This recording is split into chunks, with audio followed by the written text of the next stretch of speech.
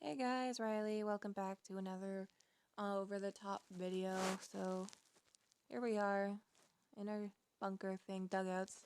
So let's begin. You sit for hours inside the dugout, waiting for the shelling to stop. In the meantime, some of the men in the dugout are playing cards, while others merely sit and stare at the ceiling. One man, however, sits in a corner, swaying back and forth with his hands covering his ears. From another corner, you see a large black rat, roughly the size of a cat, peer from behind a small stove. It sniffs hungrily at the air and seems to fix its gaze on a small moldy piece of bread not far away. Let's throw an object. Let's be terrifying. You reach for your helmet, remove it from your head, then throw it at the rat, which scares it away with an indignant squeak. What is it? Asks Kai. A rat, a big one too, you reply. That's the 10th one this week. That's half of what we had last week. Things are definitely getting better.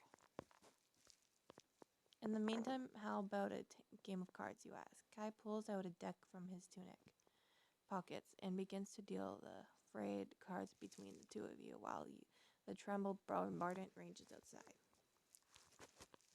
The bombs keep raining over the entire sector for hours. There is nothing for any of you to do except wait for it to end and pray that none of the shells land on your dugout. Suddenly the shelling stops. All the men in the dugout look at each other intensely, but before you can go say anything, the familiar face of Lieutenant Jarvis pierced through the entrance. All right, grab your rifles and stand to. Let's move, he orders. Everyone in the dugout scurries for helmets and rifles and flies out into the trench. The bombardment may be over, but it may now just be a matter of minutes before the Germans launch an attack against your position. You take your place atop the fire steps amidst the rush of hundreds of men taking aim with their rifles and guns. You peer over no man's land and see only a devastated field full of puck-marked crates and twisted trees. The weight is excruciating and all is silent. Then out of nowhere you notice a large green cloud hovering over no man's land. Slowly drifting towards you, it is poison gas.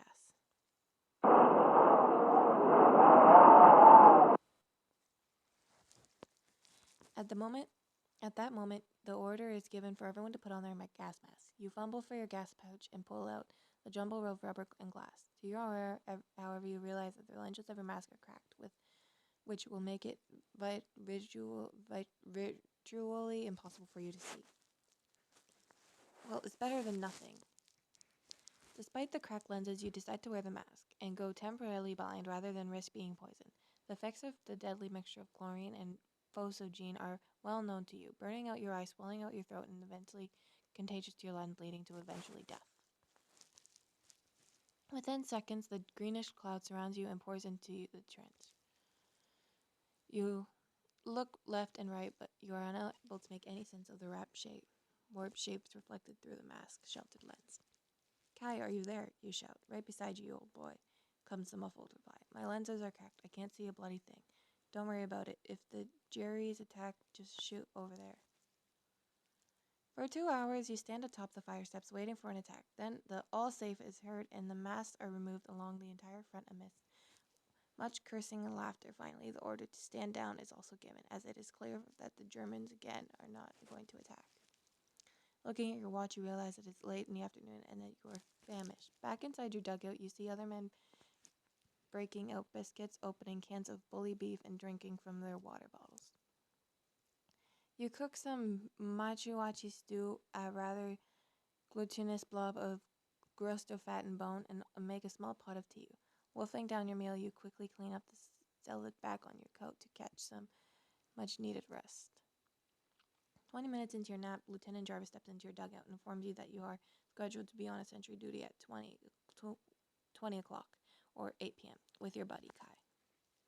Sentry duty, the tedious, nerve-wracking experience of sitting in the freezing cold or pouring rain for hours, straining to see or hear anything coming from no man's land, where the snapping of a branch or the rustle of the rats could mean a surprise attack by a German patrol or anything at all.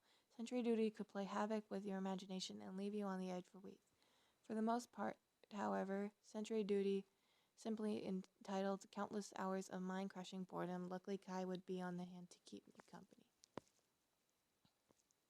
Shortly after sunset, you are informed that a group of 10 men will be raiding the enemy trenches shortly after 11 p.m. You are given a password, Flim Flan, to help identify these men upon their return. Then, a few minutes before 8 o'clock, you and Kai trudge along to pass and settle yourselves in for the evening. The darkness overwhelms you as you sit along the fire step, listening for any sounds coming from no man's land. All quiet as exception, unless I realize isolated rifles in the distance. The cold is biting, and you rub your hands to keep warm. You know, Lloyd, it could be worse, says Kai with his hands tucked under his arms. It could be snowing. Sure, it could be worse, you reply sarcastically. We could have bombs falling on our heads. The tension of sentry duty is interrupted only by Lieutenant Jarvis, who comes by every now and then to see how the two of them are doing, and make sure you haven't fallen asleep. To beg the monetary, Kai actually peers over the parapet to inspect no man's land. It's so black out there, I can't see a thing, he says. Keep your head down, you warn. Any higher and a German sniper will get your number. Lloyd, Kai suddenly explains in a muffled shout. There's something out there. What is it? You ask. I don't know. I just saw something move in front and slightly to the right.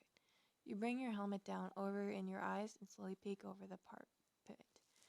Suddenly, you catch a faint glimmer from the cover of your eyes and disappear what you can focus on. What was that? Deflection of a helmet? A belt buckle? A rifle barrel? What is it for a raiding party returning from its mission? No, that can't be. It's too early. What if it's German raiding party? There's no noise out there. But you definitely did see something move. Or was it just your tired eyes playing tricks on you? Kai looks at you intently. Let's just ignore it. If I'm dead, I'm dead. For the next few hours, Kai and you stand atop the fire steps, trying desperately to stay warm, while keeping your eyes and ears open for any signs of enemy attack. Suddenly, you hear a squeeze coming from the dark. Did you hear that? Says Kai nervously. I most certainly did, you reply, bringing your rifle slightly over the apartment. Then from no man's land you hear a voice. Help us, we are hurt. Kai and you stare at each other. They're on our side, explains Kai. Wait, it could be a trick. What's the password you shout? Unknown. You hear nothing but a faint whistle as a cloud and whistling through wind.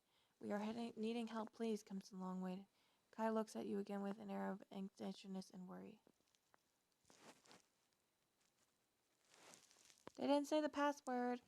Did you hear that? You ask Kai. What? He said.